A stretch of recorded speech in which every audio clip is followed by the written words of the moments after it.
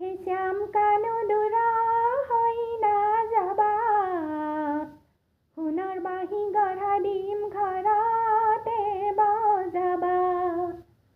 হে শ্যাম কানু দূৰা হৈ নাযাবা, সোণৰ বাঁহী গঢ়া দিম